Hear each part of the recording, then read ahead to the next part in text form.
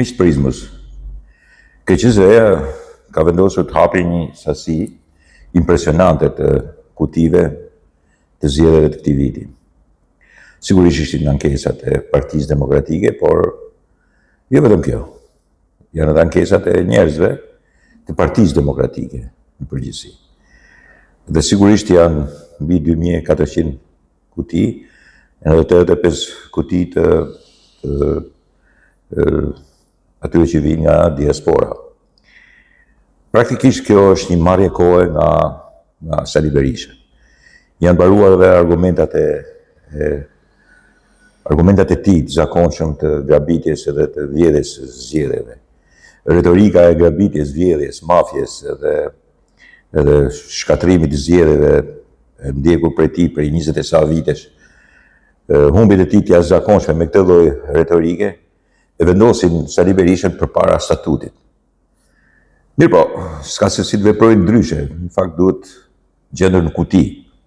Nga gjithë ato që janë hapur tani kanë treguar dhe degraduar pikërisht marrëdhëniet që ka brenda për brenda, sidomos për numëruesit e saj, zhbalancimi i jashtëzakonshëm i kontrollit midis kandidaturave të ndryshme në listat e hapura, në një farë mënyre bërja pis e vetë numëruesve dhe njëkohësisht edhe komisionerëve, se tash do dali puna edhe ke komisionerët e Partisë Demokratike, element cilët pastaj e bëjnë të gjithë Partinë Demokratike pis. Dhe normalisht pisat kam fjalën për nga ana e zgjedhjeve, për nga ana e intrigës brendshme dhe fajësisë brendshme që kanë. Dhe kjo sigurisht do që të balancojë pastaj atë që në statutin e Partisë Demokratike, mbas Lulzim Bashës, Sali Berisha tha ai që humb zgjedhjet duhet largohet. Mirë po ju miqtë e mi, po ata që nuk janë dakord me mua ose janë armiq të diskursit tim politik, dini ndonjëherë që Sali Berisha të jetë larguar normalisht duke humbur zgjedhjet, edhe kur i ka humbur në 2013, ka thënë këto janë zgjedhjet pa drejta. Janë zgjedhje që i fitoi mafja. Dhe normalisht edhe kur iku nuk iku me dëshirën e tij, iku sepse i leverdiste të ikte për të lënë një fantoç, një pupac si Lulzim Basha, i cili pastaj u kthye në armikun e tij. Në këtë rast, ai po merr kohë deri në shtator për të shpikur një element tjetër, sepse ai duhet të japi dorëheqje. Dhe sigurisht do të fillojnë dhe lëvizjet e brendshme për të thënë tash i largoje sepse je ti, ai që ke humbur, dhe nuk jemi ne. Në të vërtetë as kërkush nuk e beson Sali Berishën që thot mund të kem fituar ose mund të kem humbur pa më pak. Jo 28 zona, jo 20 zona, jo 28 deputet më shumë, jo 20 më shumë, sepse i kishim ne. Marrëzita të tilla janë mësuar njerëz dhe i kanë dëgjuar prej tij. Problemi kryesor është se as kërkush nuk do që të votojë Partinë Demokratike në shumicë, kam fjalën se patjetër që duan që ta votojnë, janë akoma në delirin e marrëzisë berishiane, por shumica e popullit shqiptar nuk do ta votonte kurrën e kurrës, nuk është për to alternativa, nuk është alternativa një plak komunist bolshevik 81 vjeçar, do të shkojë 82 vjeç shumë shpejt, alternativa e një Shqipërie e cila projektohet për vitet 2030 ose 2040. Praktikisht, demokracia është peng i Sali Berishës edhe roli i tij nuk ka si tjetë për 20 e sa vjetësh edhe më tepër, kam fjalën që prej 96-s edhe këtej, përveç se negativ. Edhe në 2005 kur erdhi, sidomos me ndihmën e Kopit edhe të George Soros, erdhi për të bërë dëme akoma më të mëdha.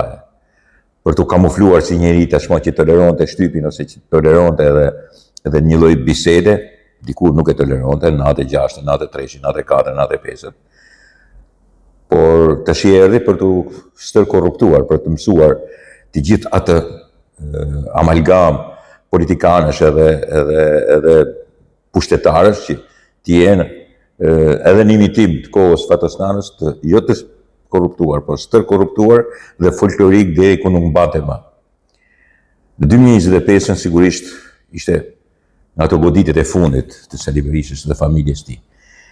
Normalisht Partia Demokratike nuk është vetëm e Sali Berishës, është Sali Berishës edhe e familjes tij. Ata që i shërbejnë kësaj partie, duke larguar gjithë ata që ju kanë mbetur ora ke Sali Berisha, praktikisht po i shërbejnë një familje.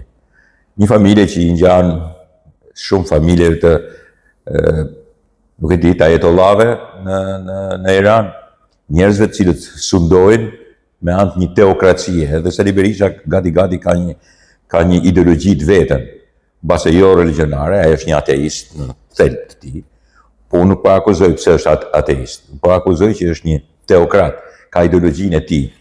Ata që i shkojnë mbrapa janë si në Iran, janë ajetollahat e tyre dhe teokracisë të tyre, organizimit të tyre. Nuk e di se si mund të quhen me një shkurtim fjalës. Këta janë berishistë, është me ideologjinë e Berishës. Po të dy palët janë njësoj, kanë të njëjtin perceptim për politikën, në mungesën e plotë të pluralizmit dhe ideve pluraliste. Jo në të thënë, se ashtu mund të tolerohet në ndryshim nga Irani, në Tiranë, por në të bërë, a zbatohen apo jo. Ka një statut dhe statuti duhet zbatuar. Statuti thotë që ai që humbë zgjedhjet do largohet. Berisha s'ka si ta pranojë këtë punë dhe gjen diversiv të ndryshme, të hapim gjithë këto një sasi impresionante, Tiranë, Fier, nuk e di këto hapi tjetër, Durrësin, përgjysëm, shumë kuti, jashtëzakonisht kuti. Dhe sigurisht që s'ka për të dalë në gjanë humbje ose në disfavor të Partisë Socialiste, po në disfavor të Partisë Demokratike. Deri atë kohë nuk e di se çfarë mund të shpiki tjetër, po s'ka çfarë shpik tjetër. Nuk funksionon më, sado që të shpikës, është e kotë të shpikës, sepse dihet qartë se kush është humbësi. Nuk mund të realizosh, mbase ka shpresë se bën ndërkombëtarët, një pjesë ndërkombëtarëve vete, por nuk ka për t'i bërë kurrë. Nuk ka për t'i bërë kurrë se askërkush nuk mund t'i besojë njeriu tjetër. Nuk mund t'i besojnë. Sigurisht kanë përballë dy elementë në jashtë. E para, një pushtet i cili sigurisht si në Evropë edhe në Amerikë është i konsoliduar edhe është pushtet i sigurisë për to. Një stabiliteti politik, ekonomik edhe ushtarak. Dhe në majtë këtij pushteti është Edi Rama, i cili sigurisht dialogon në mënyrë të shkëlqyer, s'pakut këtë e kemi të vërtetuar, si me Evropën, si me Shtetet Veçantë, ashtu edhe me Shtetet e Bashkuara të Amerikës. Ata nuk mund ta vejnë këtë në dyshim tash dhe të bien ose të japin për kraje me një sasi impresionante, një njeriu i cili gjithmonë ka qenë jo për stabilitetin dhe që nuk mbante asnjë lloj drejt qëndrimi, sigurisht duke ndërhyrë shpesh herë edhe në të keqe të stabilitetit. E ka destabilizuar disa herë vendin dhe këta ata e dinë, nuk është se nuk e dinë sepse e kanë aty të shkruar. Sali Berisha e tillë është. Kjo nuk është që të bëjmë politikë anti-berishiane, por doktrinës tij. Dhe kjo është e keqja e madhe. Ai ka kthyer në doktrinare, teokratike dhe jo demokratike Partinë Demokratike. Tashmë nuk është çështje vetëm e Sali Berishës, por është çështja e Partisë Demokratike. Në këtë formë që është, në këtë përmbajtje që është, ajo nuk është më gjithçka është, po jo Parti Demokratike. Gjithçka mund të jetë, po jo Parti Demokratike. Dhe jo pse kundërshton Partinë Socialiste, majorancën dhe Edi Rama, se është në plotësisht të drejtën e saj. Ta kundërshtoj, ta kritikoj dhe t'i bëhet barrierë elementëve korruptive ose elementëve që sigurisht i bëjnë keq vendit në qeverisje. Nuk është këtu fjala. Partia Demokratike është jo demokratike, sepse në bazën e saj qëndron teokracia berishiane. Është një ideologji e ngritur mbi bazën e transformimit nga parti bolshevike, komuniste, në një parti krejtësisht në sjellje, si natyra njerëzore, politike dhe filozofike e Sali Berishës. Dhe sigurisht kjo parti nuk mund të bëjnë më pjesë të rëndësishme të demokracisë në Shqipëri. Nuk mund ta losin këtë rol. Është e pamundur, sidomos me partinë e cila sigurisht është pjesë e familjes, pronë e saj dhe drejtohet nga Sali Berisha dhe sejmenet e tij. Dakord, miqtë e mi. Tjetra. U bë ajo që quhen G7-a. Edhe sigurisht u mblodhën, por ishte një G7 në Kanada me një ngërç të madh. U dukën qartë. G7 plus edhe Bashkimi Evropian. Pra, kishim vendet kryesore të botës perëndimore demokratike, po themi, Shtetet e Bashkuara të Amerikës me presidentin Donald Trump, Franca me Macron, Italia me Melonin, Japonia, Kanadaja vetë që organizonte, Gjermania me Merz, edhe zonjën von der Leyen e cila përfaqësonte Bashkimin Evropian. Kështu që mund të quhet G8, por G7 që në fillim ishte që Trumpi ju thotë keni bërë gabim që i keni nxjerrë Rusin jashtë, dhe këtëra thotë në sy atyre. Shifës që nuk ishte një dashuri e madhe, ishin ngërç, sjellja e Trump ishte normale, por kuptohet se nuk ishte një dashuri të madhe për të gjithë aty që ishin, përveç zonjës Meloni, që sigurisht ai e trajton ndryshe. Normalisht janë diskutuar shumë probleme edhe midis Izraelit e Iranit, se ajo është lufta kryesore tash. Dhe del në plan të dytë Rusi-Ukrainë, bile. Shikoni që ka operacione më të pakta midis Rusisë. Është qetësuar ajo luftë duke u hapur një luftë tjetër. Nuk e di a keni vënë re. Ka sulme më pak, ka replika më pak, del në plan të dytë ajo luftë, rrin më të qetë, sepse sigurisht vazhdojnë operacionet ushtarake të Izraelit në Iran, në Teheran, duke shkatruar pothuaj mbrojtjen, duke shkatruar sajte bërthamore, ushtarake edhe të inteligjencës në Teheran edhe në gjithë Iranin. Sulmohet deri në 2500-2800 km larg me avion të modifikuar të Izraelit edhe aftësi të jashtëzakonshme të teknologjisë ushtarake më të lartë që mund të ketë bota. Në këtë rast, ngërçi ishte se bisedat nuk mund të jenë më kaq miqësore dhe paqësore në momentin. Dhe kjo nga shikimet të ndryshme që kanë Shtetet e Bashkuara të Amerikës, nga ajo bota që është aty. Praktikisht nuk mund të bëjmë dot dallime, ata nuk e theksuan këtë përballë kamerave, po kuptohet shumë mirë edhe nga gjuha e trupit, merret vesh se nuk janë kaq shumë të dashur me njëri tjetrin dhe nuk mund të jenë kaq shumë. E fundit që bie në sy ishte sepse në rrjetin e tij të vërtet, kështu që presidenti Trump po shkonte për presidentin Macron. Ai gjithmonë gabon thotë.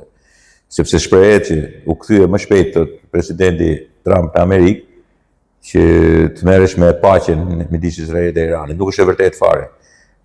Do përpiqem të bëj akoma më tepër se kaq edhe presidenti Macron me të vërtetë ngutet kur flet për presidentin Trump.